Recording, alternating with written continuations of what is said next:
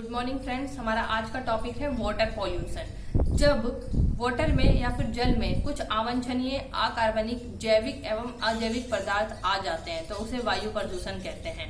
मृदा का कटाव होने से भी मृदा जल में मिल जाती है और चट्टान आदि, इससे भी क्या होता है, वाटर पॉल्यूशन होता है। पॉल्यूशन को 2 टाइप्स में डिवाइड किया गया है। पहला है पॉइंट, दूसरा नॉन पॉइंट। पॉइंट क्या होता है, एक स्पेसिफिक जगह से पॉल्यूटेंट एंटर करते हैं। एक स्पेसिफिक जगह से ही पॉल्यूटेंट क्या होता है, एंटर करते हैं। लाइक इंडस्ट्रियल वेस्ट हो गया, अर्बन वेस्ट सोर्सेस, ये सारे के सारे पॉइंट हो गए। जैसे कि कोई फैक्ट्री है, वो सारा का सारा जो भी वेस्ट है वो सी में डाल रही है, तो वो एक ही जगह से हो रहा है पॉल्यूटेंट, तो वो हो गया हमारा पॉइंट। अगर कहीं डिफरेंट रिसोर्सेज से बड़े एरिया में लाइक एग्रीकल्चर, कंस्ट्रक्शन से जब क्या होता है पर्टिकुलर रिसोर्स पता ना हो, जब हमें पता ना हो कि ये सारा का सारा पोल्यूशन कहाँ से आ रहा है, तो हमारा नॉन पॉइंट में आ जाता है।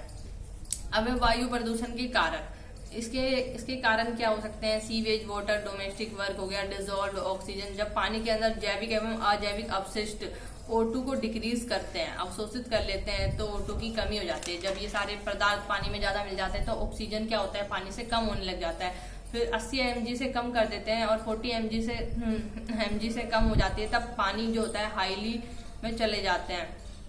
इसके लिए BOD means biological oxygen demand. Oxygen की डिमांड बैक्टीरिया और फंगी को चाहिए, बैक्टीरिया और फंगी को ऑक्सीजन चाहिए। इसका अर्थ है वेस्ट अधिक है। BOD अधिक है मीन्स पॉल्यूटेंट अधिक। अगर वाटर का BOD अधिक है मीन्स कि उसके अंदर पॉल्यूशन अधिक है। यह ओनली बायोडिग्रेडेबल वेस्ट के लिए उपयोगी है, जैव निम्नीकरणीय या फिर जैव अपशिष्ट के लिए उपयोगी है। अब आपको समझना होगा BOD और COD में difference. BOD means biological oxygen demand, COD means chemical oxygen demand. Biological वाला जो होता है ये जैविक पदार्थों के अपघटन के लिए ऑक्सीजन की मांग करता है, और केमिकल वाला amount of oxygen required of oxide organic और इनऑर्गेनिक सब्सटेंस। इसमें जैविक और अजैविक दोनों आ जाते हैं COD में।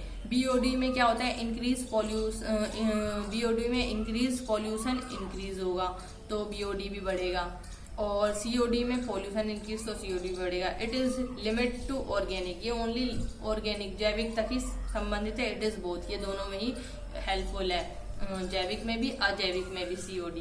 नेक्स्ट हमारा एग्रीकल्चर रिसोर्स, जैसे run off nitrous, phosphorus, ammonia, fertiliser etcetera, ये सारे क्या करते हैं, ground leaching ground water and surface water. फिर पेस्टिसाइड्स, इंसेक्टिसाइड्स, फंगिसाइड्स, हर्बिसाइड्स, ये सब के सब CFC एंड DDT के लिए रिस्पॉन्सिबल होते हैं। नॉन डिग्रेडेबल, लंबे समय तक एटमोस्फेयर में बने रहते हैं। नेक्स्ट हमारा ऑयल स्पिल्स, यानी कि ऑयल स्पिल्स मीन्स होता है तेल का, ऑयल का लीकेज होना, ऑयल स्पिल्स कहलाता है। ट्रांसपोर्ट, पाइपलाइन, ऑयल प्रोडक्शन या फिर ऑयल इज इन सब से ऑयल लीकेज होता है। And oil is lighter than water. Oil क्या होता है, वाटर से हल्का होता है। इसकी वजह से क्या होता है, अगर वाटर के अंदर ऑयल आ गया, लीकेज के थ्रू आ गया, कैसे भी आ गया, वाटर में ऑयल मिल गया, तो ऑयल अपनी ऊपर एक परत बना लेगा, ऑयल की एक लेयर बन जाएगी और नीचे वाटर रहेगा।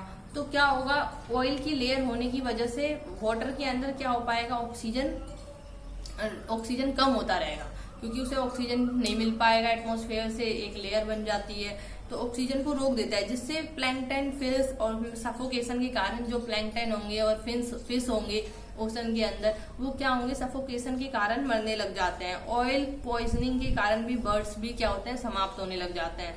नेक्स्ट हमारा अंडरग्राउंड वाटर, भूमिगत जल, इसमें नाइट्रेट होता है, और ये नाइट्रेट पानी में अधिक होने से शरीर में हीमोग्लोबिन के साथ मिलकर ऑक्साइड बनाता है। जो अंडरग्राउंड वाटर होता है, इसमें नाइट्रेट क्या होता है, बहुत अधिक अमाउंट में होता है। ये हीमोग्लोबिन के साथ मिलकर नाइट्रस ऑक्साइड बनाता है, और फिर O2, इससे क्या होता है, फिर बॉडी में ऑक्सीजन की जो सप्लाई होती है वो कम हो जाती है, और हीमोग्लोबिन जो होता है ऑक्सी हीमोग्लोबिन होता है, इससे शरीर क्या होता है, नीला पड़ने लग जाता है और कैंसर संबंधी समस्या उत्पन्न हो जाती है।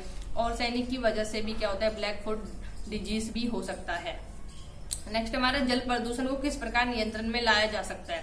सबसे पहले तो हमें वाटर पॉल्यूशन कंट्रोल करने की कुछ मेजर्स होते हैं। 1974 में भारत सरकार द्वारा water prevention and control of pollution act 1974 को पारित किया गया। इसके अंदर हमारा गंगा एक्शन प्लान इसी के तहत 1985 में क्या किया गया, लाया गया, ताकि गंगा को क्लीन किया जा सके।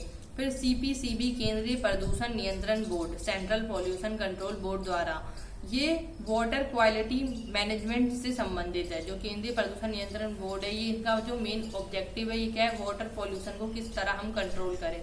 इसमें वाटर क्वालिटी की बॉडीज को 5 पार्ट्स में डिवाइड किया गया है, ABCDE। pH based dissolve oxygen ammonia water quality को ग्रेडिंग दी गई है ABCDE। फिर डेसिग्नेटेड वेस्ट यूज, इसमें दोनों मिलकर इस पर कार्य करते हैं और वो बताते हैं कि ये पानी पीने योग्य है या नहीं है। इसमें सेंट्रल और स्टेट कंट्रोल पॉल्यूशन बोर्ड दोनों ही क्या करते हैं, इसमें मिलकर बताते हैं कौन सा पानी पीने योग्य है और नहीं है।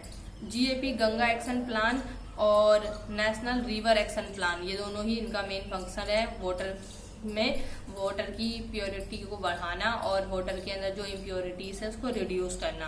Protect to stream the impact of एडजेक्शन land uses and industrial effluents waste treatment, जो इंडस्ट्रियल का जो वेस्ट है उसको किस तरह अच्छी तरह इफेक्टिव तरीके से हम उसको मैनेज कर सकें। Next these are the steps, इन सभी स्टेप्स के थ्रू हम क्या कर सकते हैं, वाटर की जो प्योरिटी है उसको इंक्रीज कर सकते हैं, इम्प्योरिटीज को रिड्यूस कर सकते हैं। Thank you very much friends, मिलते हैं अपने नेक्स्ट वीडियो में। Take care, have a nice day.